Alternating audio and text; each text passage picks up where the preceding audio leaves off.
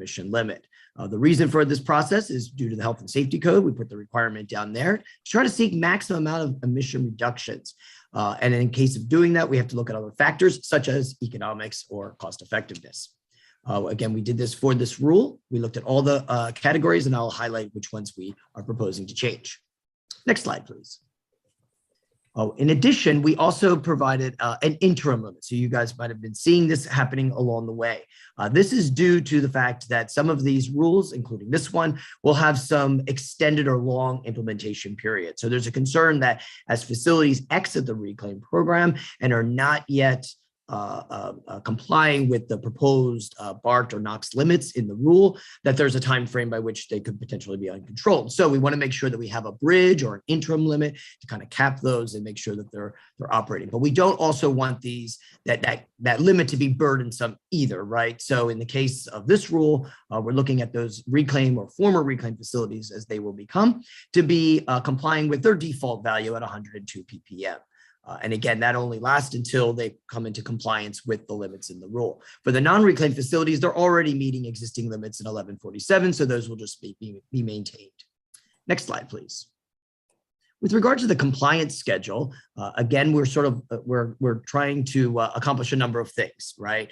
So not only proposing a limit for NOx, but also providing a time frame that's workable for the facilities. But we also want to be cognizant of a couple other things. First off, AB 617 seeks a highest priority for those types of units that haven't had modifications being done on those, and also to recognize that some facilities have some stranded assets, so they have already invested in controls and things like that in meeting, for example, the current limits that we have in 1147.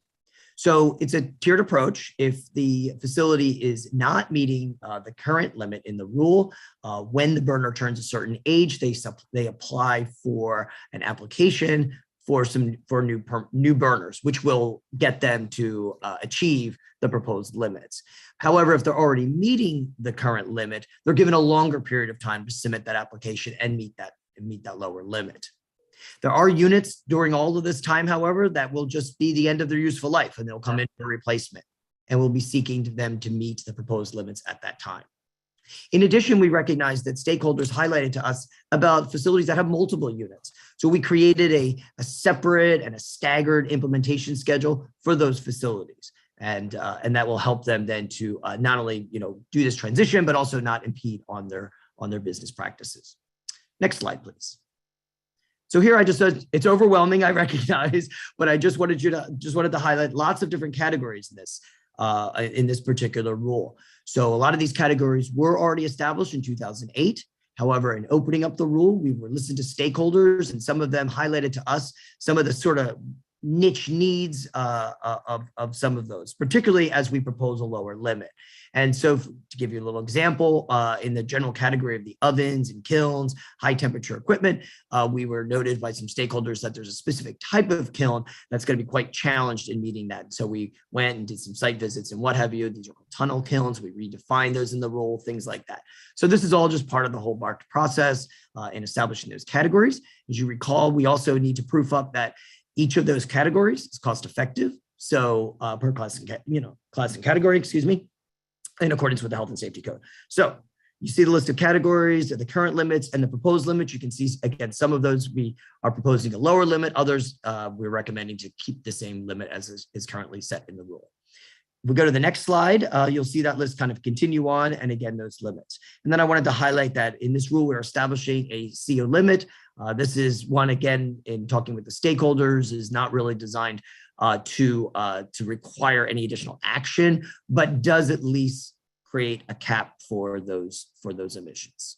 And as you know, we're in attainment for CO in our region, but we want to make sure we stay in attainment. So we don't want that, and we want to make sure we keep a check on the CO limits. Okay, next slide, please. With regards to monitoring and reporting, this again is a really important enforcement element. We test the sources to make sure that they're in compliance with the rule limits. We're setting up a schedule, periodic scheduling for that testing. The frequency is typically based on the equipment size. Larger the equipment, more likely the more potential emitter. And so it's really important to make sure that they're in compliance with the rules. But we also heard from stakeholders about times when they have their unit that's not operating. And if they're on sort of these periodic schedules and they're not operating, is there a point? And we recognize that. So we're putting provisions in there to delay the test until that unit is resuming operation. Because we're also migrating facilities from the reclaim program, they have their large equipment has SEMS, or continuous emissions monitoring. So we want to establish provisions on there on how to operate those appropriately and to, again, meet their limits. And what happens there is, because the emission data is being continuously monitored, there's a whole set of data. The question then is, at what point do you calculate that data, or how much of that data do you collect in order to show that you're meeting, again, the limits in the rule? And we've set that at a rolling 24-hour average. So pretty standard. Next slide, please. With regards to emission reductions, 1.59 tons per day. So not as great as a refinery, but definitely something that is a really good accomplishment for a number of those. And there are a lot of sources. Cost effectiveness, between $5,000 to $49,000 per ton. And again, we went through that exercise for each of those categories. Some of those categories, as I noted earlier, do not require those subject to it to change, because the limit will stay the same. And then, of course, in those cases, there will be no additional cost. Next slide, please. With regards to some key issues, I just wanted to kind of highlight two things that was sort of the last issues that we were addressing. One was a question of potential shortage of burners, because again, there's a lot of facilities. This is a burner technology driven amendment. So we wanted to look into that concern. And the other is with regards to what I would call it basically our de minimis level. So there's a lot of units out there that are operating at high emissions. And again, would not be cost effective for them to put any additional controls in there because of that operational behavior. But some folks were noting that while we have that limit at 1 pound per day, it's kind of a little bit standard in our rules, that there are times whereby which that may peak above the 1 pound, but still is not considered a high operational unit. So we wanted to address that. So in our response to that is, as we looked into this burner concern, we also recognize that we've extended this compliance schedule. So like I noted earlier, folks would come in after a certain age of the burner. That's going to vary across the board. And also those long extended time. Some of those folks won't be making those changes for, 30 something years. So there is a long time, and that would allow then for the supply demand to be equaled out. With regards to the low use provision, what we decided to do is add some flexibility in the rule to provide those facilities, again, that might peak above a 1 pound per day, but as long as they do not extend beyond 30 pounds on a given month, they would be fine. And the stakeholders were open to that, and that would work for them. Okay, I believe the last slide, please, Paul, for next steps. So we will continue to work with stakeholders. We had our close of comments last week. There were a few things that were raised that we're responding back to, but I think it's all very accomplishable. We're setting this in March and for the public hearing in April. And that concludes my presentation. Very good. Board members, comments or questions before public comment? Not seeing anybody. I'll go ahead and ask for public comment at this time on this item. Don't see any hands raised. All right, Michael, thank you for the great presentation. Anyone else have any questions or comments before we move on to the next item? All right, we'll go ahead and move on. Thank you, everybody. Great. Next item is summary of proposed rule 1147.2, the NOx reductions for metal melting and heating furnaces. Michael Morris, go ahead. Good morning. Next slide, please. So this rule is also a landing rule and actually is a subcategory for equipment that was also of the previous rule that you just heard Mike Kraus talking about. And so some of the concepts that you're going to hear from me are going to be very similar. Next slide, please. So this rule covers metal heating, metal melting, and forging furnaces. Roughly about 85 facilities are going to be subject to this rule, almost 600 pieces of equipment. There's a breakdown here of what sizes the equipment are. Many of the devices are smaller, less than 2 million BTU. The majority of them run between 2 million BTU and 40 million BTU. And then there's 4 very large units that consist of most of the emissions coming from this category. And we have a special pathway related to that also keeping in mind the request for AB 617 to have those larger units with an accelerated path towards emission reductions. Next slide, please. So all of the equipment that is subject to this rule will eventually meet the NOx limits. Like in 1147, we do have a interim limit to make sure that the equipment, as it's progressing towards this marked limit that we have, will stay in compliance. For the non-reclaim equipment, that will be the same limit that they're subject to right now in Rule 1147. And for the reclaim equipment, it's a default emission factor. For these interim limits, we're not expecting any changes to the equipment. They can already meet those limits right now. But in the future, they will need to meet our stricter limits that we're proposing. There are two schedules that are proposed. One is the default schedule of 12 years of the burner age. So again, that consists of anytime the equipment reaches 12 years or older, they would be required to meet the rule. We do have an extended schedule though for equipment that's very close to the limits that we are currently proposing. And so for those units where there wouldn't be much emission reduction, we're basically extending it to 32 years. And that will be the essential lifespan of the equipment. And at that time, when they replace the equipment, they would be required to meet the limits. Next slide, please. So we did do the same BART assessment that you saw in the previous presentation. We did this for class and category and incorporated quite a different number of sources of information in making the limits. Similar to what you heard earlier, we also include a staggered implementation schedule. Some of the facilities have dozens of units that are subject to this rule that would need to comply. So staggering the schedule allows them to continue operations as needed. We are requiring periodic monitoring, source testing for most units between every 3 and 5 years. However, the larger units, the ones that are greater than 40 million BTU per hour, they will require SEMS to track their emissions. And lastly, as you also heard in the previous presentation, there was a concern about equipment that emits very little emissions. And so we are including a similar exemption for less than 1 pound per day. Next slide, please.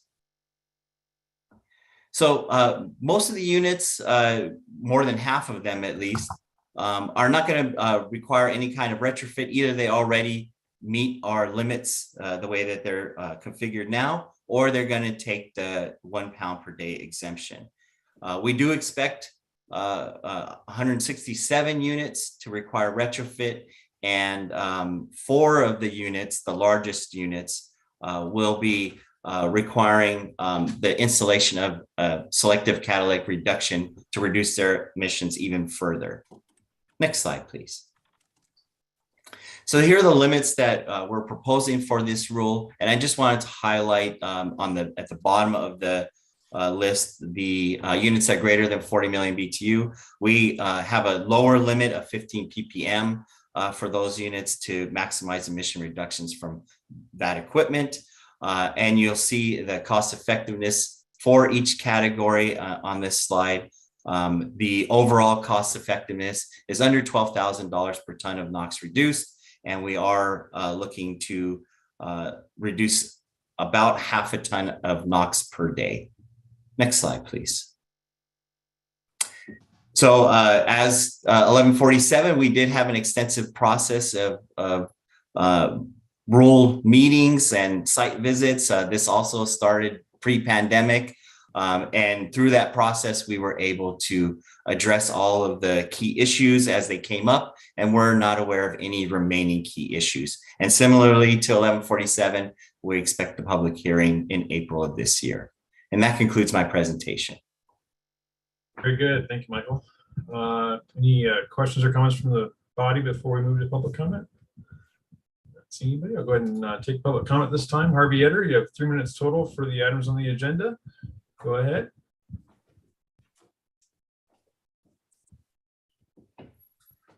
Staff, can we go ahead and unmute Harvey? There we go. Harvey should be able to unmute now. Hello, am I being heard? Or go ahead. Okay, all right. My name's Harvey Etter. I'm speaking for myself and for the Public Solar Power Coalition and like-minded entities and organizations and folks. 11. I wanted to comment on 1147, but the other meeting went over and I had to go. Where I'm inside now, so I don't have the street noise. I wasn't able to do that. And also, okay, so this is supposed to be barked, okay? I'm incorporating by reference the 2012 Supreme Court case of the coating manufacturers against the district that went on 10-20 years and is referred to by Dr. Burke, and I referenced it in the 51-minute 8 meeting 19 of the administrative committee, and refers to that, said, yeah, okay, it's technology forcing, just like the catalytic converters 40, 50, 60 years ago is technology forcing. But y'all never evaluated it. We put this thing in it, directions of Dr. Burke, and also working for Phil Fine, all right? Now, he and I have, for 10 years or more, have been disagreeing over stationary sources. And he said, if you convert them all to solar, you won't do nothing. I said, well, it's a mobile source from stationary batteries, etc., hydrogen. And it was never evaluated. Y'all never evaluated this stuff. So that's extremely important. And we had went through Baez and other folks for BART. You never evaluated that. And there's the whole district to retrofit. And these have to be combined with exact what works where, and district heating and cooling and all this other stuff, or where other users and communities. And basically, they're going to put it in a lot smaller units. And anyway, they should have the capacity if they have to fire them up, but we can do that with solar-based fuels to some extent. Anyway, there are problems, and we got to be straight up about them. It's not being dealt with. Okay, and CO2 equivalent, the 450 that you all and the state EPA said we put about on the comments to the 16 plan on September 12th. We said the real number is about 780. Okay, that the new numbers from the AR5 that it's 85 plus radiative forcing is another 25-30%, and we're over 100. These numbers are real. And the real number, and we got to tell the people because they're getting educated about this now, is that they're twice as big, at least, maybe more. And incorporating by reference the study about climate models from the 7th of this month to page 1 and 9, and the studies that did that, and all this stuff for the melting in the north and stuff. And that's nitrous oxide, not just carbon dioxide and methane, and it has never been included in IPCC numbers. Thank you, Mr. Rita. That concludes your 3 minutes for the items on the agenda. Do any of our board members have any comments or questions on item number 2?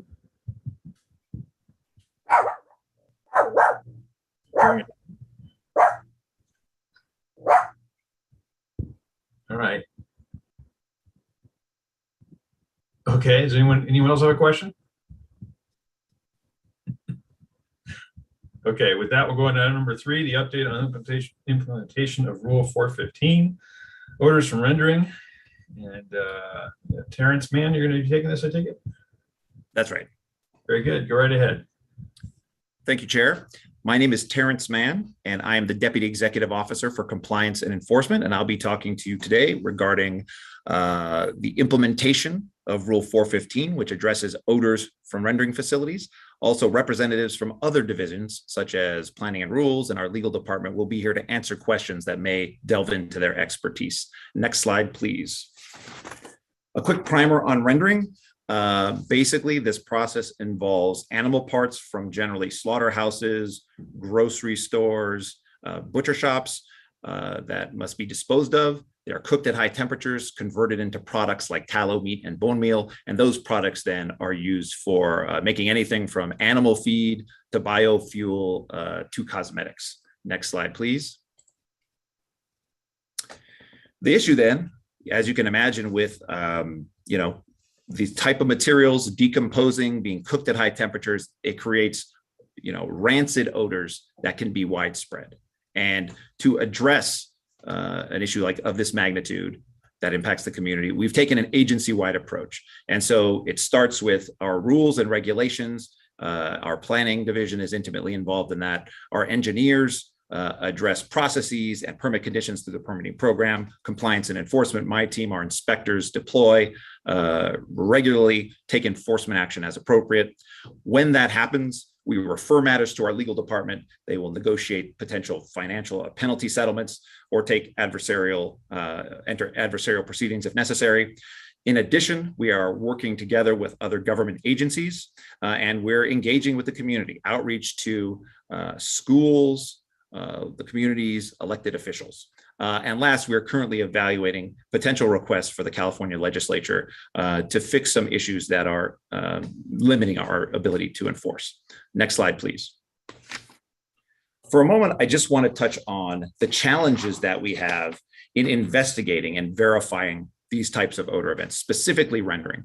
Now, if you look at this map here, you can see these stars are the rendering plants. They're all very close, within a couple miles of each other. And rendering odors themselves can be quite fleeting due to changing conditions at the facility. It may be a quick job. It may not sit there all day. It may go through quickly. Also, the wind can change, and it often does. And so these odors can travel many miles. If you look at this map, and I know the names aren't necessarily easy to see, but you have Boyle Heights, East LA, right around there, Vernon, moving your way down, Maywood, Huntington Park, Bell Southgate, up to the north, you have Monterey Park, Montebello. This is a wide area, and we have limited resources, only so many inspectors. But with the wind changing, we could be up in Monterey Park responding to complainants. The wind can change. Now we need to head down to Huntington Park because that's where the calls are coming from. So it's very challenging, but we've taken steps to try to address that. Next slide, please. So what I just described was traditional enforcement. And that's on the left here. These are two rules. These are essentially, they're totally different rules, and they're basically totally different enforcement systems. So on the left, we have public nuisance. This is our Rule 402. It is almost identical to the California Health and Safety Code, and it addresses, the specific operative language addresses odors that impact any considerable number of persons or the public. So this is a public nuisance. And our agency interprets that to the general rule to be 6 separate households over a 24-hour period. There are important exceptions to that, though, such as schools. And so a teacher or administrator, maintenance staff, one person can confirm an odor, make a complaint, we can confirm it with that person, and that can lead to a public nuisance on behalf of the children and staff present. Also, the way this works is, the way the law works is that our inspectors have to verify complaints in person. So we have to go to the complainant, usually their residence, verify a sufficient number, and then go to the facility, to the source. As I just described, that can be very challenging for rendering. And that's why in 2017, this agency adopted Rule 415 to address those odors. That adds an additional level of protection. So a second enforcement system. I'll talk about this in a moment, but the rule includes best management practices, or BMPs, and also installation of enclosures or closed systems. And the rule is currently scheduled to be fully implemented November of this year. Next slide, please. So here are those two main portions of Rule 415. The best management provisions were essentially required to go into effect right after rule adoption. And here are some examples: covering trucks, washing, addressing issues with drains, repairing concrete, and then perhaps most importantly for enforcement purposes, limiting the holding times for incoming raw materials. And so when materials are dropped off at a facility, the general rule is it can't just sit there for more than 4 hours. It needs to be processed or enclosed. And then here to the right, this addresses enclosures. That right there is Darling Ingredients, one of these facilities. They are ahead of schedule. They have enclosed their processes already, and this is what that looks like. And I think it's intuitive that physically enclosing these operations is the most effective way, the best way to control odors. Next slide, please. So these are the facilities themselves. I'm going to go in alphabetical order. As you can see, they're very close. Baker Commodities over here to the right, or Baker as we call it. To the left, Coast Packing Company, or Coast. Darling Ingredients, as I just described, is up here to the north. Now, 4 out of 5 of these are actually in Vernon. Darling straddles the line, but is technically its address is in the city of Los Angeles. And then we have Legacy all the way to the right. That used to be D&D Disposal, West Coast Rendering. We had a lot of issues. There were a lot of violations in the past, but Legacy is a new company. They've taken over, and they are currently before our hearing board trying to work through this process.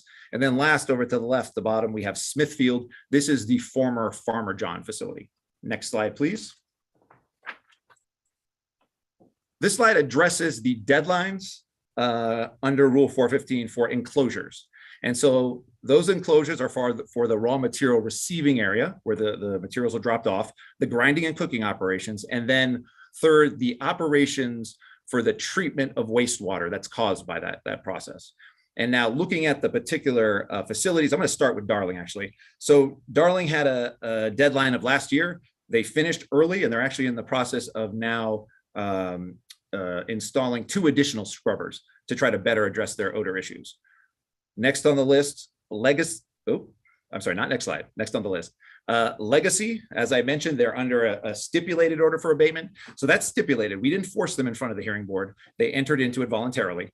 Their final enclosure deadline is in September. Smithfield, the former Farmer John's, their deadline is in November. Our understanding is that both of those facilities, we believe, are more or less ahead of schedule.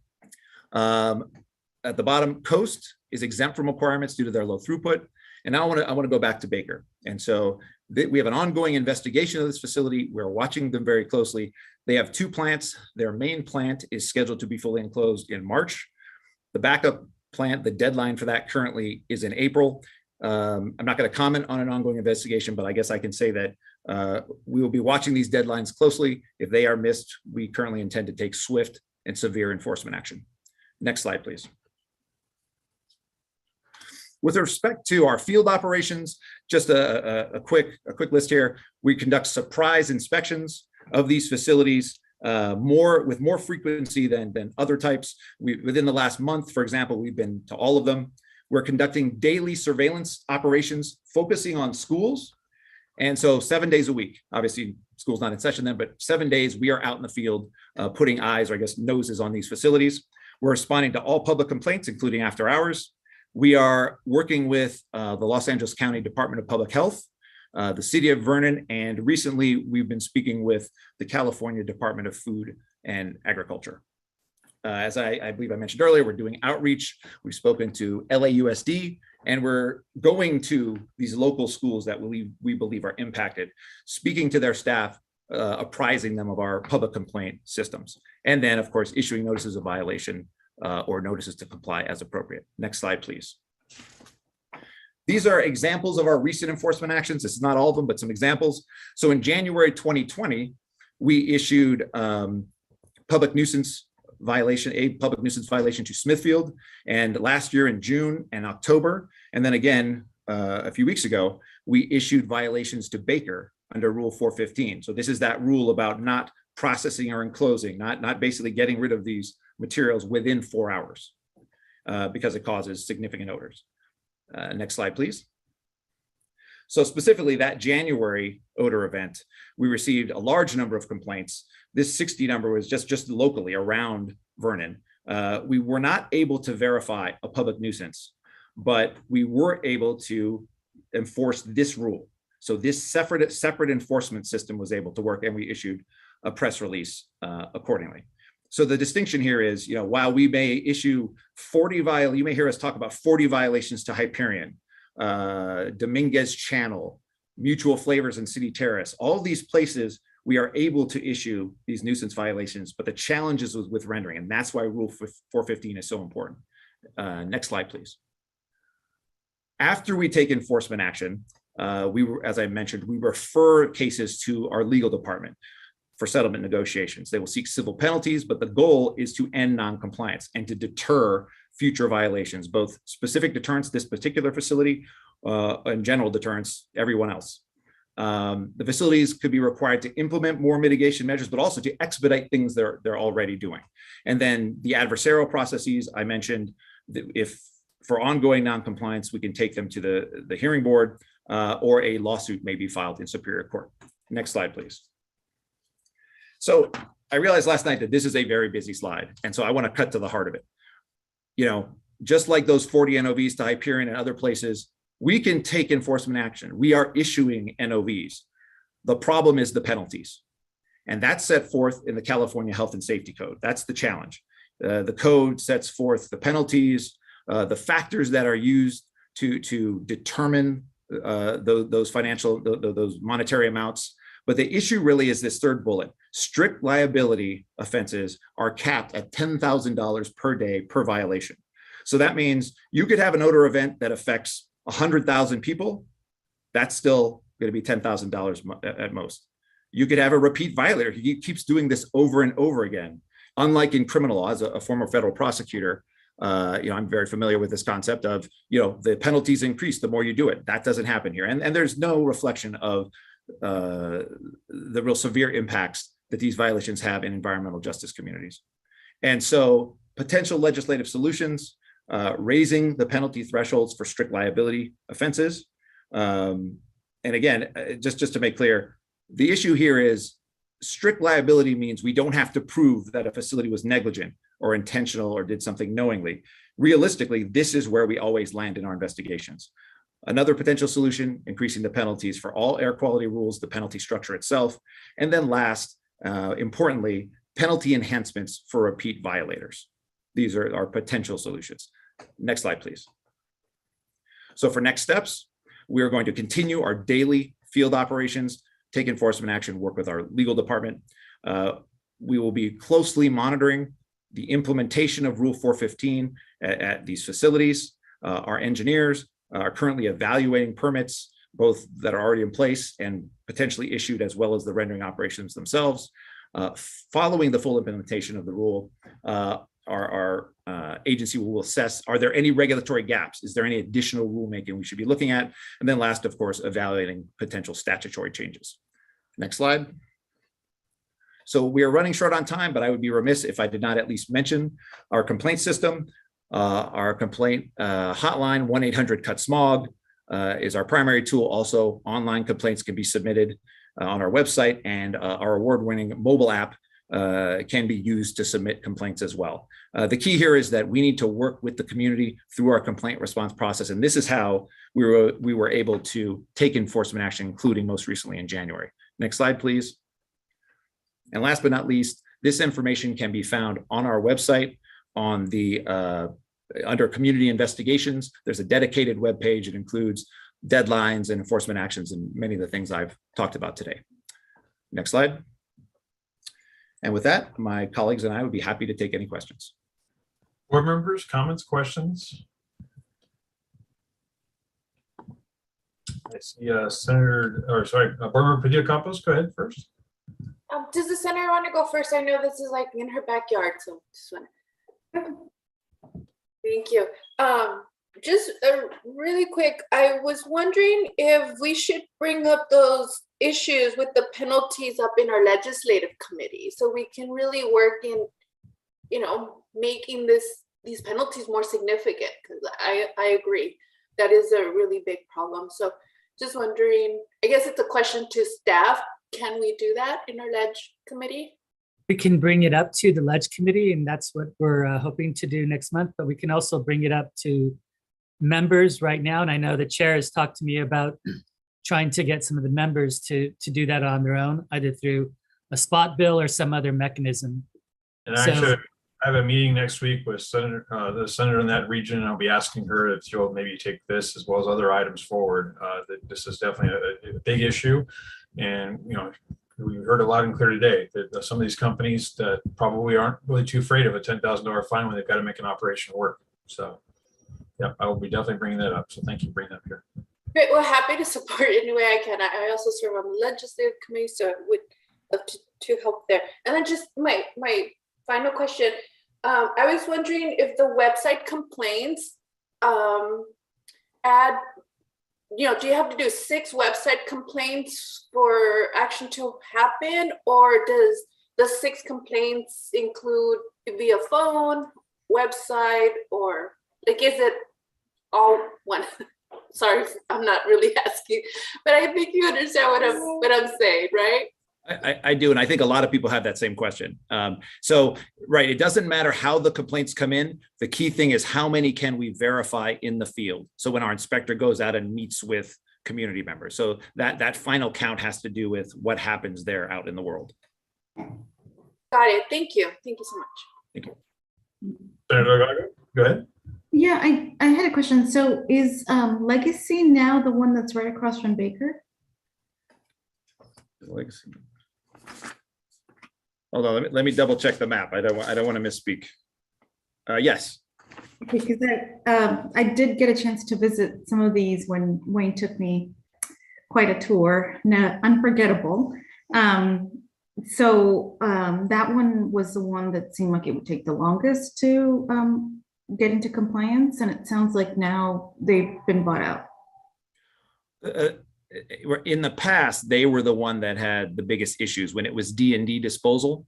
And so Legacy is the new owner. They took over, I believe, in June 2020. And so they've been making upgrades, and they're doing that under the oversight of our hearing board and our lawyers. So the one that is, so that's D&D, now it's Legacy. The current one that has the most issues that we're seeing is Baker. And that's the one that's across the street from, or right near Legacy. Yeah. So just by way of reference, so for example, they had a huge horse, I believe, that was left in the heat for 14 hours. Is that the one? Yeah, That was Baker. Yes. it was, That right. was Baker, right? That's Baker, yeah. So Susan, you're saying no? I think it's D&D because D&D takes animals. Yeah, I believe that would be D&D. It was an earlier presentation we provided before Legacy took over. And that was, we talk about the 4 hours. I mean, it's morbid, but we showed up, we saw the horse was over here. The horse hadn't gone all the way through and was over here after 4 hours. So it was a very easy violation to identify. yes, especially since it's all out. I only state these very graphic pieces of information because that's really what people are smelling. And so, but I now have learned quite a bit about how limited we are in our ability to enforce these, and that it's not something that we have created the system, right? So I do encourage us to do anything that we can to strengthen this rule, because I do think that there's some limitations in it. I think we could have gone a little bit farther, but you know, that's you can only tell that in looking back at something, right? So I'm not making a judgment call on staff or the board at the time, but I encourage that. And then I am happy to support any efforts to work on the rule at the state level. I think that's really what we need too, in parallel to seeing things getting closed. So it's an issue that has a lot of public attention right now. So whatever we can do to be proactive would be great, but please keep us informed, and thank you for the presentation. Thank you. So Wayne, along those lines, a couple quick questions I have. Could we be doing more as far as monitoring? Do we do this anywhere else for any of our other rules where we have maybe camera systems that we also have access to, so we can easily identify things like the horse sitting on the dock for 4 hours, so that more importantly, rather than having an inspector there, but they can even be monitoring remotely? Have we done that in any of our other rules, and is that even plausible in our rules system as it's currently set up? You know, I'm not familiar with us doing video monitoring in other aspects. The only thing that I can sort of think of from a continuous perspective would be sort of SEMS monitor, but it's not really applicable in this aspect. Let me ask Dr. Race or Susan if they have better knowledge of some of the rules that might have something like that. Live camera, but maybe at least that they're required to have a camera system operating that is available when the inspector arrives on site, that they can go through the video to identify issues like that. And that might be another option. And I bring it up because in our local jurisdictions, most of our jurisdictions have passed any type of a marijuana ordinance. The very common part of that ordinance is that the facility is required to have a camera system and have, I want to say, a year's worth of data on the cameras and be accessible. So an officer shows up, and I think in some cities like Desert Hot Springs, the officers can even watch those systems remotely to make sure that things are being done as planned and as legally allowed. So I'm just curious if we've ever done that in any of our rules. Maybe it's something we want to look into. I'm not familiar with it, but I do think it's a good idea, and let us look into it and report back. Okay. And then the other question I have, or other thought, I'm going to give our IM staff a pat on the back. They've done a great job with the app. I think we can go further. I think they're planning on going further. I want to make sure that it's not just a button that just calls the 1-800 number for you. We should be able to do in the app, do a, drop down list. Here's my complaint. This is what's going on. If it's a car, I can, identify that here's a picture of the car on my phone and send that in. If it's I see smoke coming out of a facility, here's a photo of the smoke. If I smell something, this is where I smelt it. And here's a geotag where I smelt it and when. So that can help our investigators have more information more quickly rather than having to call the person back and ask those types of questions. It's already built in, already in the system. So I really like our IT staff to further our app and work on that too, to make it easier for folks to make a complaint and get us good detailed information when they make that complaint. It might be helpful, Chair. I'm familiar back east. I want to say either in the Washington, D.C. area or in the New York, New Jersey area, there was an app and there was a development of these so-called bounty opportunities where individuals could report these kind of issues. And there were a number of challenges to that issue.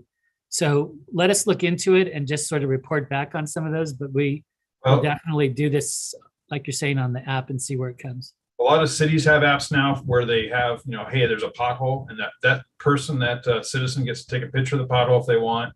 That picture automatically geotags the location so that staff gets an update right away. They know exactly where it is, when it was taken, all that good information. Yeah. I think that's a gap where we have right now in our reporting cycle that we could do better there. I know you can do some of that stuff in our online system. I've actually uploaded photos myself when there was a spray booth operation in an open field in Wildemar years ago. But it'd be nice if that was built into the app. So just a couple thoughts. Senator? Great ideas. Thank you.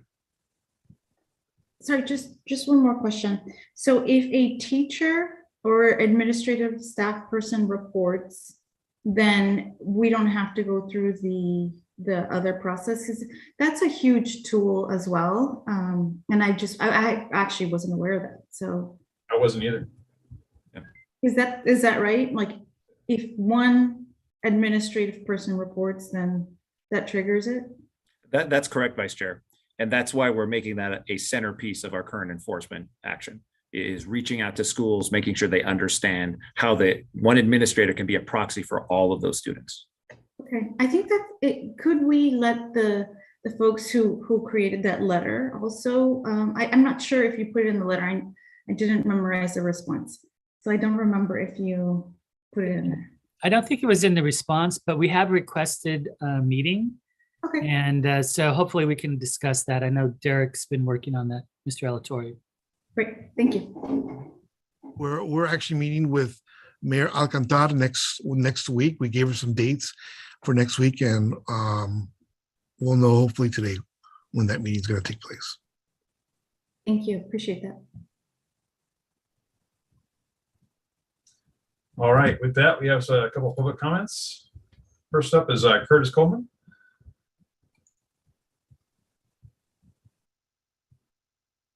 Mr. Coleman, you should be able to mute now. Yes, you hear me? Yep, you have 3 minutes. Go ahead. Good morning. It's Kurt Coleman. I am here today talking as an attorney who represents clients who have to deal with occasionally, unfortunately, with the enforcement side of things and resolving notices of violation and civil penalties issues. There have been a number of attempts in recent years by the district and others to raise the penalty levels, the maximum penalties that can be imposed. And especially when you're talking about,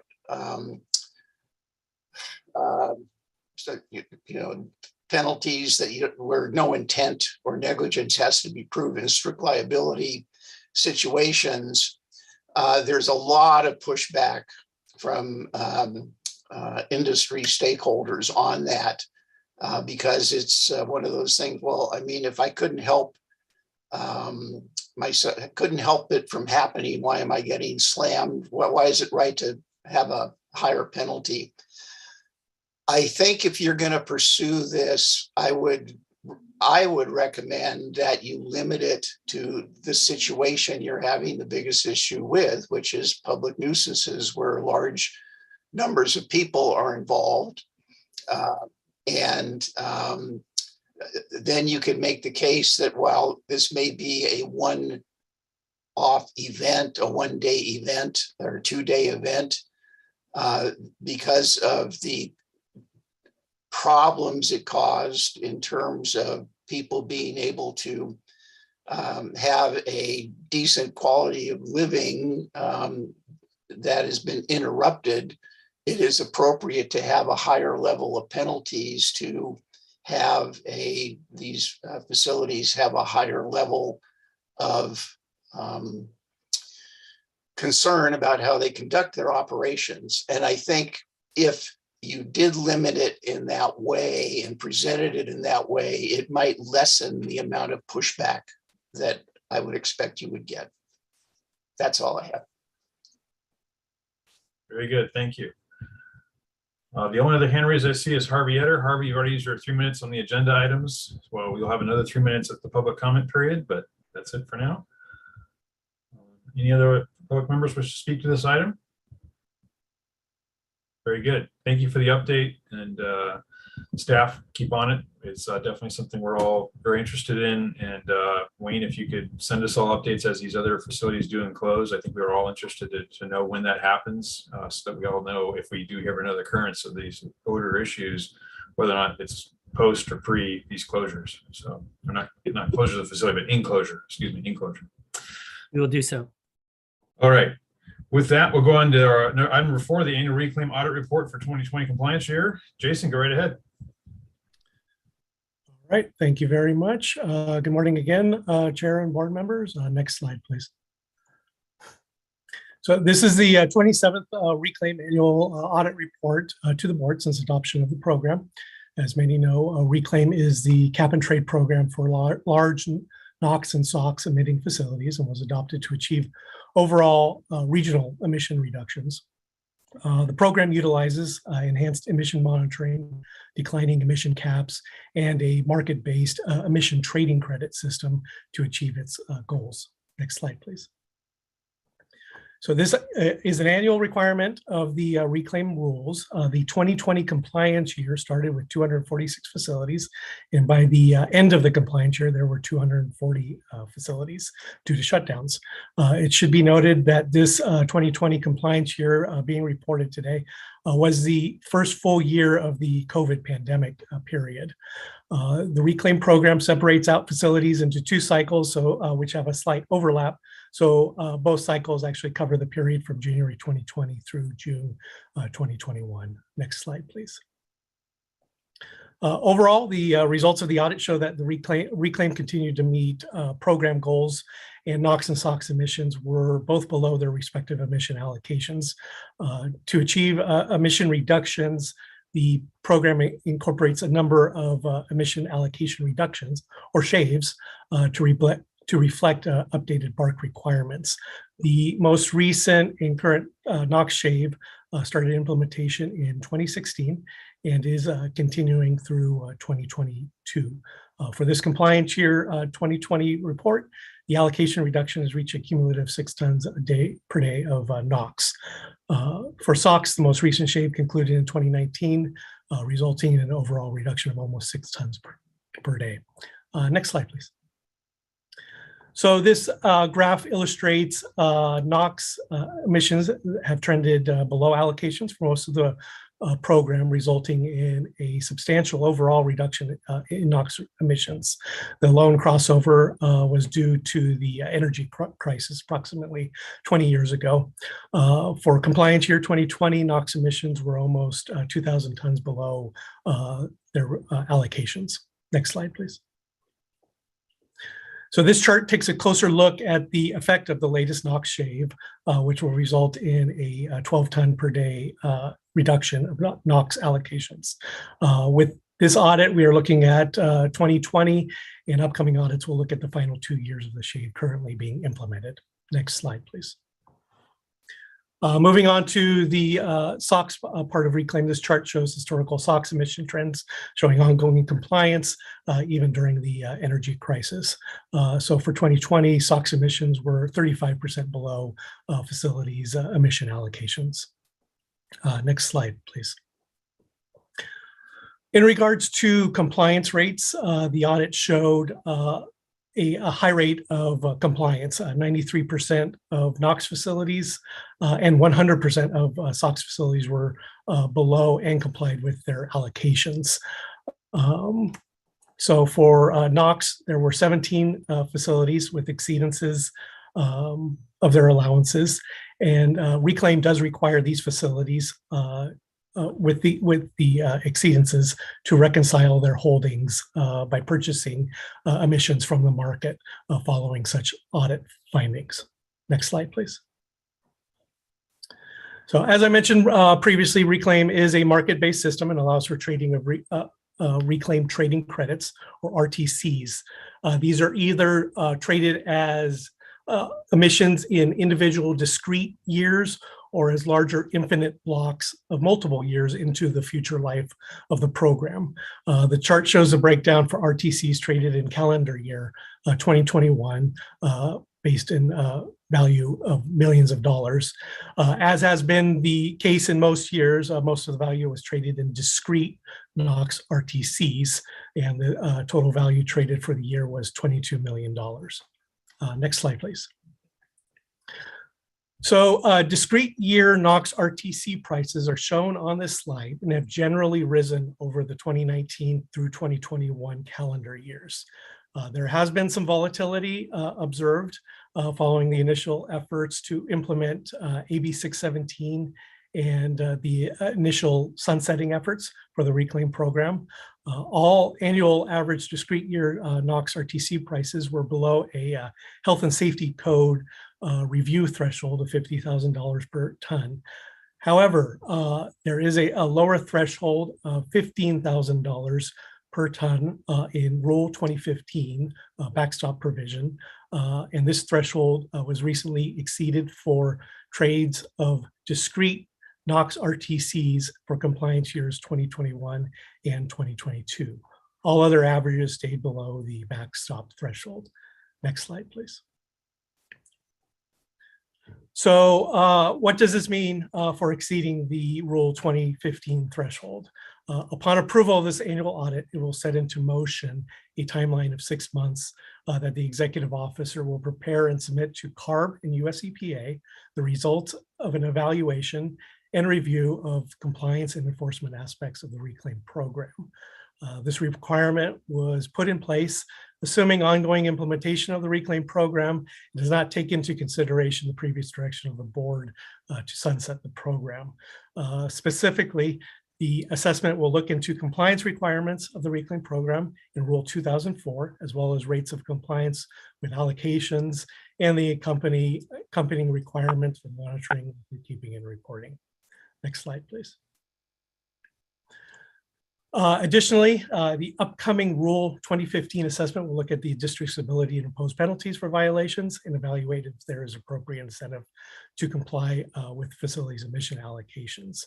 The assessment will be accompanied by a staff recommendation to either continue with the current requirements or make amendments to the Reclaim rules. Next slide, please. So NOx, RTC price thresholds are also separately addressed in Rule 2002. Last month, an update was provided to this committee to provide an update that staff would be proceeding with an assessment in response to NOx RTC prices exceeding the 3-month rolling average and the 12-month rolling average. This assessment is separate than the requirement I just described under Rule 2015 and will consist of socioeconomic and cost analyses, as well as assess the potential of a more rigorous control technology implementation under Reclaim. Next slide, please. So, as I stated, staff provided a notification of these exceedances last month and is targeting to report to the board prior to the beginning of the next Reclaim compliance cycle on July 1st. Rule 2002 price exceedance provision is different than the Rule 2015 provision in that non-tradable, non-usable RTCs that were set aside from the last part of the NOx shave could be converted back into usable RTCs upon concurrence from the board. Under consideration would be up to 4 tons of NOx per day from compliance year 2022 portion of the NOx shave. Again, summarizing, there will be 2 upcoming reporting requirements triggered by the NOx price threshold exceedances. One for 2002 with the socioeconomic aspects upcoming in July, and one for Rule 2015 with the enforcement aspects no later than 6 months from approval of the report. Next slide, please. So moving on to the less eventful portion of the annual report for NOx discrete year RTCs, pricing activity has remained well below the review thresholds. Next slide, please. As well, looking at the infinite year blocks I described for both NOx and SOx, those prices stay well below program review thresholds as well. Next slide, please. Since Reclaim is market-based, it allows for investors of RTCs who are not Reclaim facilities to participate in the market. Investors' activity has more or less remained consistent in past years, and they have been active in trades in calendar year 2021. Next slide, please. So as part of the Reclaim transition directed by the board, staff continues to conduct working group meetings, both for the Reclaim program and BARC specific rules. As of January 2022, 23 landing rules have been adopted with more in progress. As implementation of BARC occurs at Reclaim facilities, as required by these rules, there will be a reduction of NOx emissions, which is anticipated to lessen the need for NOx RTCs and potentially make more NOx RTCs available in the market. Next slide, please. Finally, the Reclaim audit requires a review of specific components to ensure continued attainment of program goals. For 2020, the audit continues to show no significant job impacts self-reported by facilities that were directly attributed to Reclaim. This audit also required to assess that federal NSR offset ratios and that the program did not result in a significant shift in emissions from winter to summer. And both of those requirements were met. Lastly, the audit showed no evidence of increased health risks since new source review and source-specific toxic air contaminants required apply to Reclaim facilities just as equally as all other facilities. Next slide, please. In conclusion, the Reclaim audit showed programmatic compliance for both NOx and SOx and a high rate of facility compliance based on a review of 100% of Reclaim facilities. Annual average discrete NOx prices for compliance year 2021 and 2022 did exceed the Rule 2015 backstop threshold, and staff will be proceeding with that assessment in addition to the Rule 2002 exceedance requirements as well. All other average prices stay well below program thresholds, and staff will be well, no motion is required for this item, but staff will be recommending approval of this annual Reclaim audit report to the board for the 2020 compliance year. Chair Benoit, that concludes my report. I can answer any questions. Very good. Thank you, Jason. I do see Supervisor Kuehl, you have your hand raised. Go right ahead. Yes, thank you very much, Mr. Chairman. Jason, thank you for the report. Just wanted to clarify, about relative to exceedances, you indicated that we report our exceedances to CARB and EPA. Is that what you said? So it is not necessarily the exceedance well, this exceedance sets into motion that we have to do an assessment of the compliance and enforcement aspects of the Reclaim program. And that is what gets reported to EPA. That report would most likely cover, the pricing that triggered it as well, though. And so when you mentioned July, Is that when you bring your review of the price exceedance to our board? So that would be, there's two separate reports. So that's why I want to keep these very clear. The one for Rule 2002, which has the socioeconomic assessment, staff is targeting to bring that to the board in July. For the enforcement aspect under Rule 2015, that will be presented in 6 months. Okay, so when you talked about releasing non-tradable RTCs, that would go, if it were to be one of the aspects would come with the July report? Correct. And that comes to our board, right? Yes, that is correct. All right, great. Thank you very much. Thanks, Mr. Chairman. No problem. Any other board members, comments or questions? Board member Petitcopos, go ahead. Hi, thank you.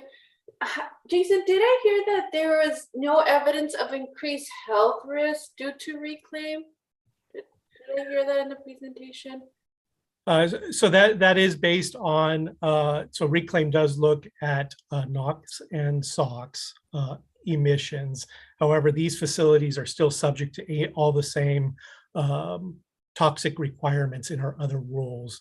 So we do health risk assessments when there are increases of emissions. They also are subject to AB 2588, or Toxic Hotspots Program. So yeah, yes, that is what you heard. Sorry, so health impacts are not evaluated if you don't see an increase in NOx or SOx? Or the health impact reports are still done? If a facility were to increase their emissions, as you know, under their permit, we would look at that increases under our, we would do a health risk assessment. And then there is also the other ongoing effort under AB 2588, the quadrennial requirement, where we look at the toxic hotspots. Okay, I kind of have to marinate on that, but okay, thank you for that. Sure. All right, any other questions, anybody? Do we have any public comments on this item? Don't see any other hands raised. All right, thank you, Jason, very much. With that, we have our two written reports that are attached, the update on the staff's work with EPA on carbon news source review issues, and also the penalty violations. Any questions on that? Not seeing anybody. With that, we'll go on to any other business from the board members. No, okay. With that, we'll go to general public comment related to the Station Resource Committee. I do see Harvey Etter's hands up, and maybe a couple others. Mr. Etter, go right ahead.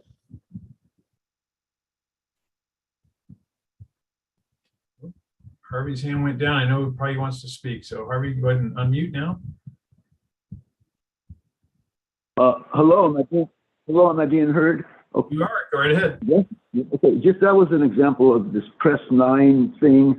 I pressed and I got disconnected, and anyway, this is process that needs to be dealt with. I'm not sure, it's not only happening to me, all right? You know, I've tried to get some public information from the district, and I'm putting a request through CARB as well, and EPA,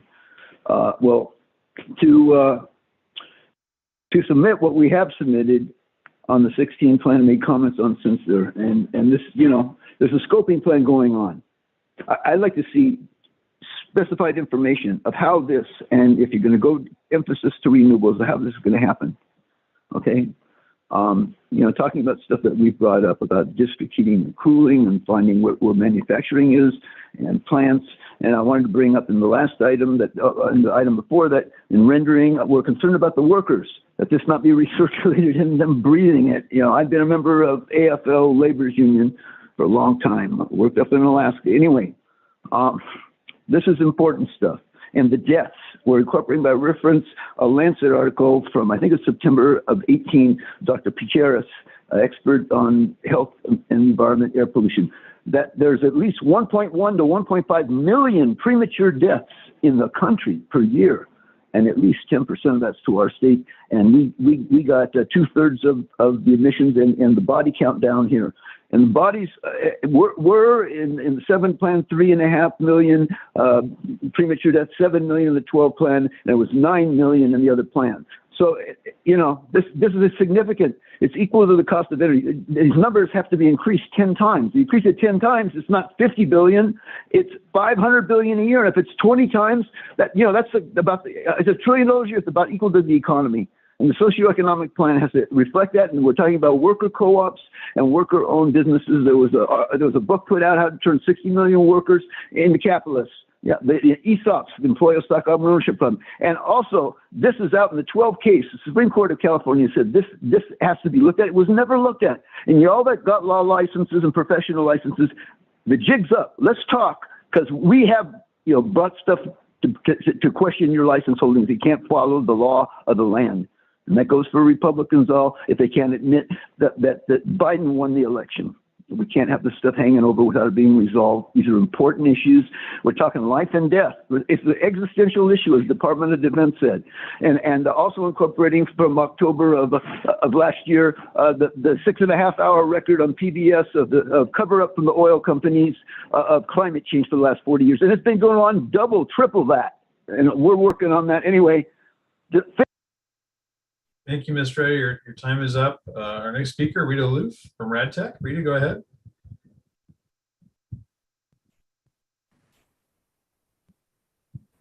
Good morning. Good morning, committee members. Rita Louvre, Director of Environmental Affairs for RadTech International. Our association is comprised of over 800 members nationwide involved in the UV, EB, LED business, which is an all-electric pollution prevention technology. My comments are related to the upcoming Rule 1115 amendments because we have materials for motor vehicle coatings. We have also submitted written public comments. According to the staff report, Rule 1115 was last amended in May of 1995. And is now being updated to incorporate EPA guidelines that were issued in 2008. So to say that the proposal does not reflect the current state of our technology is an understatement.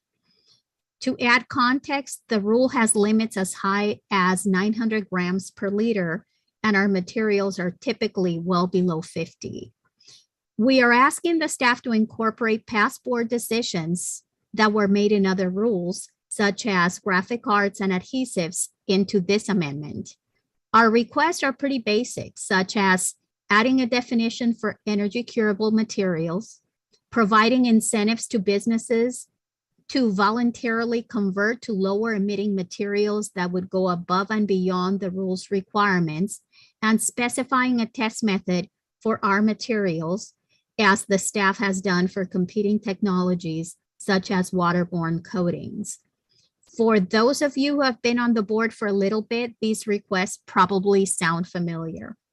Thank you for your attention today, and we look forward to working with staff to ensure that the rule reflects the latest technological developments in the automotive coatings industry. Thank you. Thank you, Rita. Any other public comment? Very good.